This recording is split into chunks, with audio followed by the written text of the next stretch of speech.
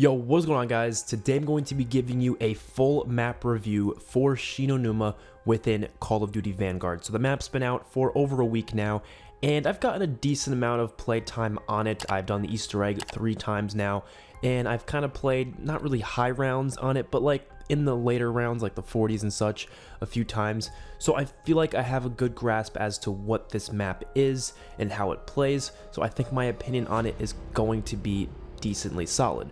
For these map reviews, I usually split it up in between 4 different categories, the 4 things that I think make a zombies map good or bad, and that would be gameplay, the Easter egg, the atmosphere, and the story. When it comes to the story for Vanguard, I'll be honest, I don't know shit about it, nor do I really care all about it, so I'm actually just gonna kind of take whatever story bits there are that I do know about and just include that in the atmosphere a bit, because I think story does kind of work off atmosphere in a lot of ways.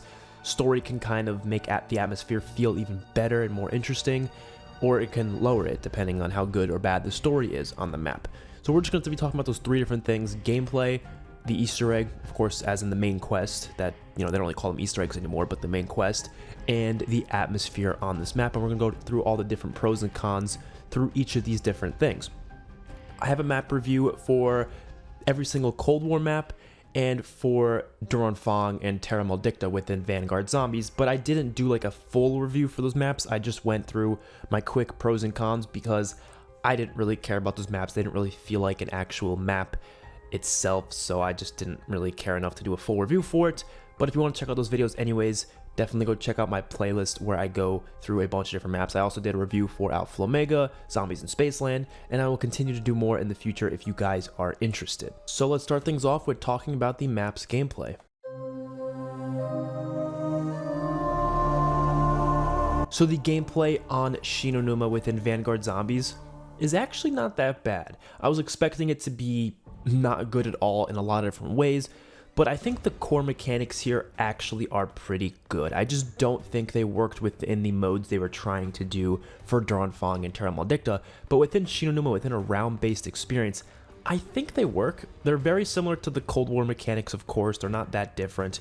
The only big differences, I would say, would be the way the Pack-a-Punch works and the rarities. They don't have that rarity system that Cold War had. Rather, the rarities are based off of the Pack-a-Punch tiers, which I don't think is necessarily a bad thing, but I do definitely prefer how Cold War did it way more than how Vanguard does it, only because when you play this game, you kind of realize pack-a-punching your guns is just not worth it.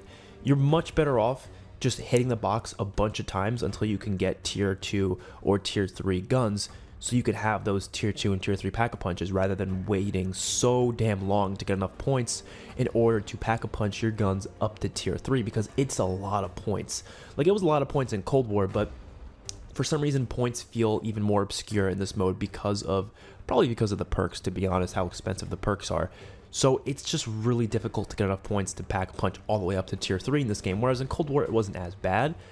So you're better off just hitting the box a bunch of times until you're able to get enough. So either the fix could have been just to make it so it's cheaper to pack-a-punch, or maybe just scrap the way this box rarity works and just make it just like how it was in Cold War. But I don't think itself is necessarily a terrible system. I just think it doesn't really have the same positive effect that Cold War's rarity system had. Another big difference from Cold War was the perk system in this game, and I'll be honest, I was actually really excited for this perk system because this is an idea I've had for a long time, where I think upgradable perks in-game is a really cool concept. I didn't love the fact that the upgradable perk system in Cold War was out of the game, so you had to like do it separately, and once you upgraded them, they were always upgraded.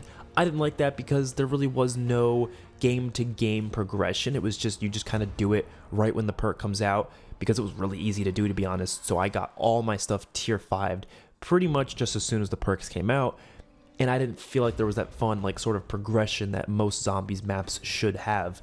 This game actually kind of has that progression feel where you're slowly getting better perk upgrades as the game goes along. The perk upgrades aren't that interesting though, they just kind of make the perk better. I think they definitely could have done a better job with making interesting perk upgrades like Cold War, but I do like that idea of progressing within the game, slowly progressing your perks higher and higher. The problem is it's way too expensive. It is so expensive to the point where it's like you can't do what you need to do in time, which I'm okay with the idea of having a long setup, But the problem is that the perks are not very effective until you've gotten them to the highest upgrade. I would be completely fine with the perks being as expensive as they are with all the upgrades if maybe like the second upgrade was just as good as the perk was in prior games. Like, you shouldn't have to go all the way to tier 4 just to get normal speed cola, or stamina up's a little different. Stamina up for some reason feels way faster, but for speed cola it definitely feels like it doesn't even work properly until you get tier 4. I feel like they should have made it so you get it pretty early on, you get your upgrade, and then the other tiers after that are just make it even better, or you get additional upgrades, like for example what Cold War did with their additional upgrades to their different perks. I would love that. That would be fantastic. I've always wanted this sort of a system because I do like having a longer setup. I think having a longer setup in a zombies match just makes it more entertaining for longer periods of time, rather than getting everything you need by round 15 and then having absolutely nothing to do unless you want to do the Easter egg. I don't really like that. I'm more of a fan of taking that, progression throughout the game, at least to like the round, like maybe like 25, 30, something at least a little bit further out there. I don't want to have everything done by such an early round. But it does become an issue when you can't even get like decent perks like till like round 30 pretty much, because the points are just not there unless you're just not spending money on literally anything else. But of course you're probably going to want to buy some guns, pack a punch and stuff like that. Something that I actually thought was really cool when I first played this map, because of course it was the same thing on the original Shi No Numa, but I thought it was really interesting for this version of Shi No Numa because of how the perks are free the first time you buy them. So every time you enter a new area, it feels like it means something because you're always able to get the perk right away, because the first time you buy the perk, it's free. So I thought that was really cool, and the random perk thing made it kind of fun because it's like, oh, I don't know what perk I'm going to get, let me see what I get. In Shi No Numa, the original Shi No Numa, was a little different because you weren't going to always buy the perk the first time you see it, unless maybe it was Jug, so it wasn't as exciting, but this time around, you're going to get it right away. But the problem with this random perk spawn thing is that when you want to go back to upgrade your perk, it is very hard to remember exactly where the perk was that you need to upgrade in that moment. So I have played multiple games where I have to go like back and forth between different areas to find the exact area I want to go to in order to get the perk that I need. And I don't know what the effective way about doing this would be. I have no idea, but it's just kind of frustrating. And I know you can just have a better memory and just, remember where the perks are, and it wouldn't be that big of a deal, but it's not something most people think about. So you do have that little issue of, okay, I got to waste my time to go all the way to this side of the map and then all the way back just to check around the different perks to see which perk, where stamina up is, for example, if you want to upgrade stamina up. So I think the random perk spawns maybe wasn't the best thing for them to do, just because of the upgradable perk system, but at the end of the day, it's not ruining the map. This is just a small little thing related to the gameplay that I felt like kind of annoyed me while playing Shi No Numa in Vanguard. I've been complaining a lot, so let's talk about some positives. The Wonderwaff returns, and it's great. I wasn't crazy about the fact that we were just getting another reused Wonder Weapon. I was really hoping for something completely new, but it's probably the best, or at least in my opinion, one of the best versions of the Wonderwaff I've ever used. Now, I haven't gone into like the 50s and 60s yet. I didn't really play that high because I just didn't feel like it, but in terms of the lower rounds, at least up to like 50, it's a really damn good Wonderwaff. It's really powerful, especially when you tier it to tier 3.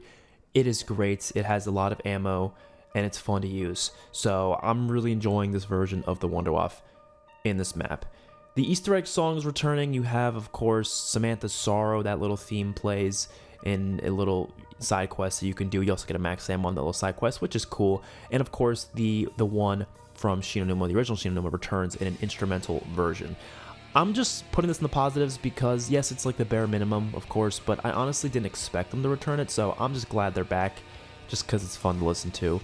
I would have preferred also to see like a new Easter egg song as well, but it is what it is. It's not that big of a deal. And I think one of the biggest positives I have for this map is the way the map feels in terms of the different areas having a lot of purpose to it. So this is an issue I had with the original Shi No Numa, and that's something I'm always looking for in a reimagining of an old map, is for certain things that weren't very good about that original version to be improved upon, or to just made better in some way. And I think they really did a great job of making all the different areas feel unique and distinct and having purpose. Shi No Numa, I never felt like had that. I really didn't ever feel like the different areas really were that important. They just had perks, and that's it. That's all you needed. You just need to get your perk at each area, And that's about it. There was no reason to really go to any area other than like the best training spot. And most of the time it was usually the comm room.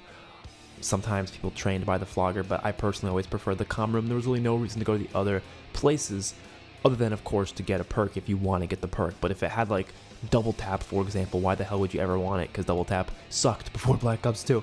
So I don't know. I didn't like that about the original Shi No Numa, but this one, every area has a really distinct purpose for why you should go there. Either having the Altar of Covenants, or the upgradable like field upgrade thing, or something for the Easter egg, or a side quest. Obviously, because Zombies is newer now, there's more stuff on the maps than they had back in World of War, but that's just a huge positive to me.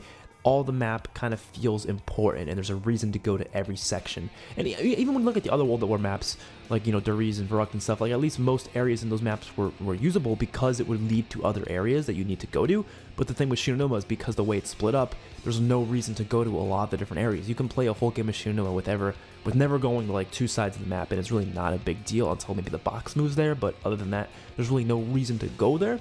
But like I said, this version makes it so it makes sense to go to really any section of the map, because every section of the map has a distinct purpose. And I really like the new area they added, the dig site. I actually really think it's a fun place to train, and it's got some cool stuff there, especially because it's a boss fight arena, so it's very useful in the Easter egg. One thing that could be a positive and a negative is how the game feels, because it feels really smooth, really good. I'm really liking how the brand new engine feels with Zombies, because this is kind of the first time we've seen round-based with this brand new engine, because obviously the prior two maps were not your typical round-based.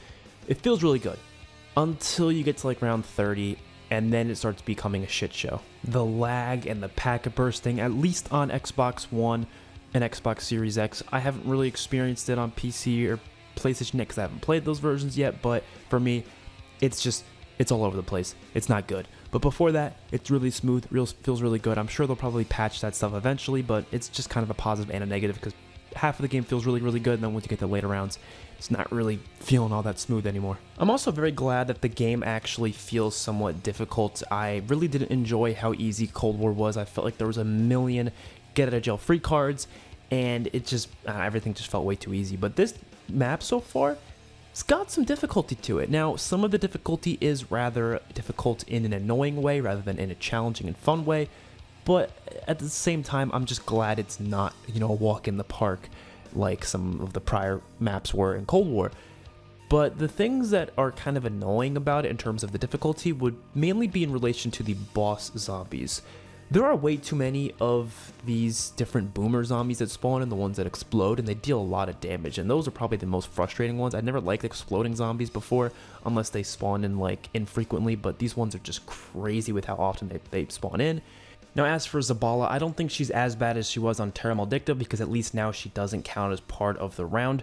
So you can kind of just, you know, shoot her a little bit and move away. It's not as big of a deal. I still don't like the boss that much, but I'm okay with it. And then as for also the turret zombies, I'm honestly forgetting the names of all these guys because I just don't really pay attention to the names. But he's okay, I guess. He's not really a terrible part of the game, but he definitely does add to the difficulty because he can shoot you from a distance. Therefore, he can still damage you even when you're far, far away and getting hit by other zombies, and that little bit of damage he can add on to you could be enough to take you out. So it definitely adds to the difficulty of the game a little bit, but not in a terrible way. I'm just glad this is not a walk in the park type of a map. It is something that is a little challenging here and there. It's just some of the challenge that the map brings can just be simply because the zombies in this game are very, very aggressive, and the bosses, just a lot of them spawn in frequently, and it's a bit much sometimes, especially with those exploding zombies. Now, the last thing I'm going to talk about in the gameplay category is the simple fact that this map is not new enough. Now, obviously, no shit, it's a remake of an original map, and I guess remake's not the best word, maybe like a reimagining would be a better word, because it's not really meant to be Shi No Numa, but they call it Shi No Numa, which I think is kind of stupid. It's like they're trying to set themselves apart from it being a remake of Shi No Numa as much as they can, because it is its own thing. It's got its own story, it's got its own purpose, its own Easter egg, it's got a lot of additions and such that make it connected to Vanguard and their story. But it still is called Shi No Numa, it still has Shi No Numa music, it still has the Shi No Numa Easter egg song. Like, there's a lot of things that I just don't feel like they did enough to set it apart from Shi No Numa. And then they reuse a lot of stuff, specifically from Vanguard. Like, I don't really mind the reusing of like the map itself. Obviously, that's the whole point. It's supposed to be that. But to see the bosses from Terra Maldicta and They're on Fong return and not any new bosses on top of that, it's just a little disappointing. And I think they definitely could have done something more interesting with that. I know, Treyarch is going through probably a lot of crunch time with trying to get these maps done while they're working on their own game, probably working on some other stuff too. I get the Vanguard Zombies team. It's probably not even that big, so I understand. But it is still going to be a negative regardless. I can understand why it is the way it is while still calling it a bad thing about the map. I do think it is a bad thing that there's not much new content on this map. A lot of it is stuff we've already seen. It's just at least here, so it's something we have to play at Vanguard now. So we have a decent map to grind guns out and just play some zombies in Vanguard.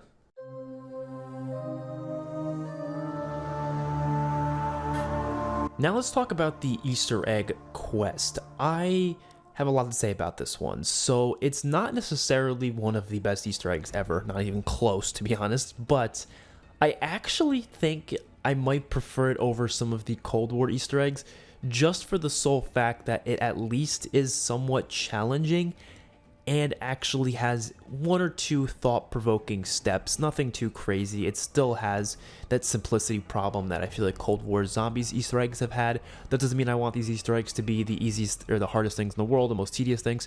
I just don't want them to be also the easiest things in the world either. I think they need to find a better middle ground here. And I think this map in some ways does that well, but in other ways not as much. So here's how the Easter egg goes. The first step is simply to get the Wunderwaffe because you basically need it for the first, actually, yeah, you do need it for the first main step of the Easter egg. So you have to get it from the quest, or you can get it from the box, but honestly, the quest is pretty easy. The 3 parts are not difficult to get at all, so just do that real quick. And the quest to get it, I think, is kind of fun. I just don't like how you have to wait till around 15 for it. I wish that the Zabala either spawned in earlier, or there was a way to spawn in a Zabala yourself, so you can get that 3rd part done before around 15. I think that would be nice. But then after that, you have to get Boomer Zombies to blow up the tree that's covering the Cypher Wheel, and you have to put the Cypher Wheel parts in, and you have to actually find the code and translate it to put it into the Cypher Wheel. So I really like this step. I was having so much fun trying to solve this step for the first time on my live stream. I did not successfully solve it myself, but if I spent some more time on it, I think I probably would have been able to solve it myself. I just got lazy and decided to actually look up a guide because I did not have time to be playing the map all day trying to figure that out. But I had a great time for the time I was trying to figure it out, and it was a thought-provoking step that is, not that thought-provoking anymore. It's just kind of a simple little translation of 3 different codes, but I do like that we at least have a puzzle step in Zombies. And what I really love about it is that when you go up to the Cypher Wheel to input the code, zombies don't hit you while you're doing it. This is something that I feel like we've been missing out for Cold War, mainly because I think a lot of fans have been complaining about these types of steps because they're not really fun to do and they're not solo friendly because zombies will be hitting you while you're trying to do it. They're fun in and of itself, but the problem is that one little part where you have to input a code or you have to do something where you're looking at one little thing for too long, taking you out of the zombie action. When zombies come at you and start swiping you, it's like you can't possibly do it without someone holding a zombie or a crawler. But this is great because you don't need one. You can just go up to it, hold X, and the zombies will stop following you. It's a great change, and I think it's the best thing they did for this Easter egg for sure, and hopefully this stays the same for the rest of Zombies going forward. I mean, just think of all of the Easter egg quests from the past that would have been basically saved with an addition like this, just allowing us to not get hit by zombies while we're trying to do a specific step. So I absolutely love that so much. And then after you do this, you get the lockdown step where you have to kill blue zombies in that little area. And I really like this step. It's really difficult because you have to kill the blue zombies very, very fast. And if you don't, you'll fail. And it is a little tricky because there's a lot of bosses coming at you and a lot of zombies that are very, very aggressive. So this isn't one of those really fun steps that is challenging. And I don't think it's challenging in an annoying way. I actually do think this one is challenging in a fun way. So I really like this step. The next step, you have to then get Flogger kills to fill up this, like, this perk machine thing, this like empty perk machine thing that has like blood that fills up in it, and then you drink the blood like you do for the other perks, and when you drink the blood it gives you zombie blood. And this mode you can actually do some other Easter egg steps in here too, or not other Easter egg steps, but like side quests with like bunny rabbits or something. There's some side quests with bunny rabbits. It's nothing too crazy, but it's at least something to do. But you have to go find these orbs, you have to find one of them, and then you follow it to another area and then hold X to pick up one of the pieces to the mirror. This step does probably spawn in just a little bit too many of those exploding zombies. I get they're trying to make it challenging, but it has caught me off guard so many times, and you really need to use like the best possible guns that you can find in order to get through this, because if you're using like a ray gun, for example, you're gonna blow yourself up and you're dead. And ray gun's great, but it's just not the best possible gun for the situation. So it was something that caught me off guard, but once I got used to it, I wasn't entirely against this step. You just need to use a really solid killing weapon that's really good at killing the exploding zombies, and you just got to keep your distance away from them as well. And then you have to go find the last orb. You just shoot it when you find it and hold X on it, get the other piece of the mirror.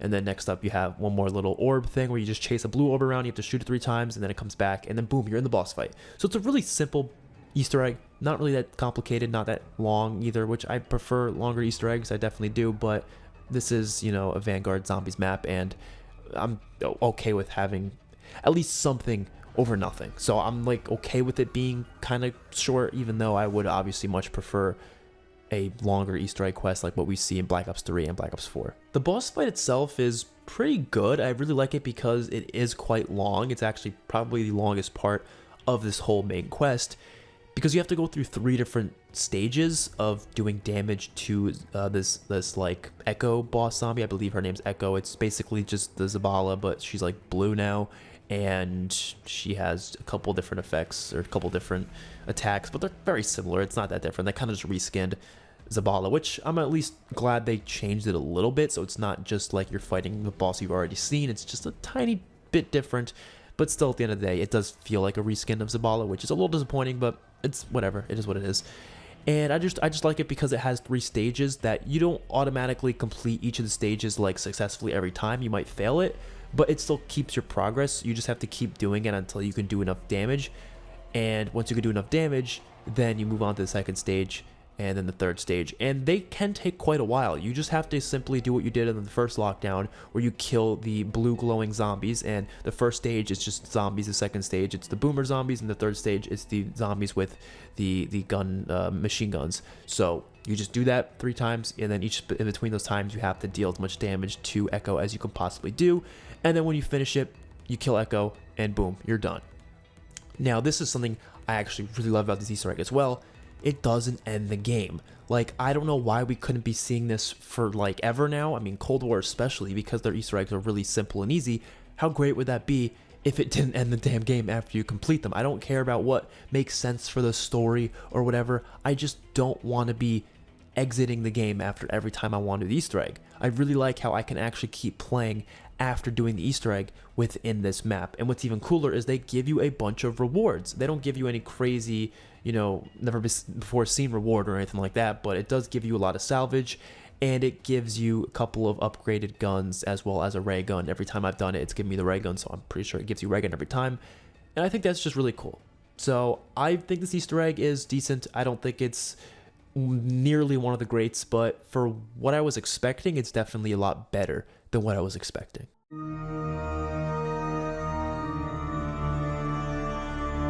Lastly, talking about the atmosphere a little bit, I think it has a pretty good atmosphere to it. I was a little bit disappointed seeing the trailers to see that the colors weren't as green as they were in the original Shi No Numa and the Zombies Chronicles Shi No Numa, but the map itself still does look really good and it has a good feel to it, so I can't necessarily say that I think I'm like that disappointed with how the visuals are. It's just not as pretty as I was hoping, but the graphics are obviously beautiful in this game. That's obviously going to be the case with this new engine, but I definitely think the colors could have been way more vibrant. And like I said earlier, I think the areas look very distinct in terms of, obviously in terms of the gameplay as well, but in terms of how they look, they do feel like they have their own vibe to them, their own sort of feel. So I think they did a good job with all of that. There's a lot of detail to this map, as I would expect for a zombies map in 2022, which is great.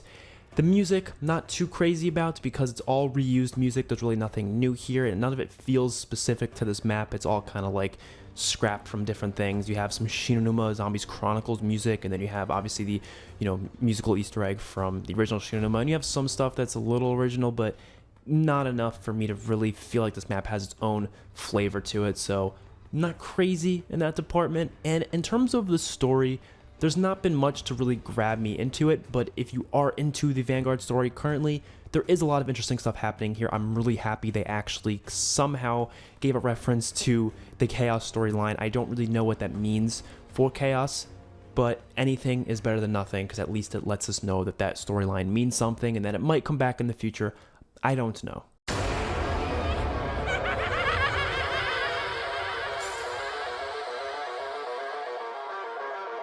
As for a final verdict, a final rating, a final score for Shi No Numa Reborn in Vanguard Zombies, I'm going to be giving this a 6.5 out of 10. That might seem low to some people, but if you compare that to other maps, I gave most Cold War maps, I think like D Machine and Firebase Z would be getting something around like a 7 out of 10, whereas like Forsaken would be getting more like an 8 out of 10, and Malware to Totem would be getting like 8.5. So if you want to compare it to Cold War, this map would be lower than all the Cold War maps, just by a little though. I don't think it's that far away from being better than something like Firebase Z or D Machine, but it's not quite there yet. I think the Cold War systems are just a bit better, and there's just a lot more to offer within those modes, I guess, in those maps. There's really not much to do on this map either. Like, a lot of the fun I'm getting out of it is leveling up guns in Vanguard that I don't feel like using in multiplayer, but there's not really many like quests. There's barely any side quests, which is definitely a big negative for me, at least. I just like how the progression takes a bit of time to get through. It's just not a perfectly balanced system, which is definitely an issue. And yeah, I'm looking forward to whatever map they do next. There are a lot of rumors and leaks about there being another map coming to Vanguard, probably within the next 2 months. There's some rumors of it being like an Egypt map, which would be really cool. I'm just hoping for something completely original and something that at least builds upon what Shi No Numa started in a really good way and actually makes Vanguard Zombies not terrible, which already I think Shi No Numa has done that. I don't think Vanguard Zombies is terrible anymore, but that doesn't mean it's really all that good either. So yeah, let me know your guys' thoughts in the comment section below. I will see you all in my next one. Peace out.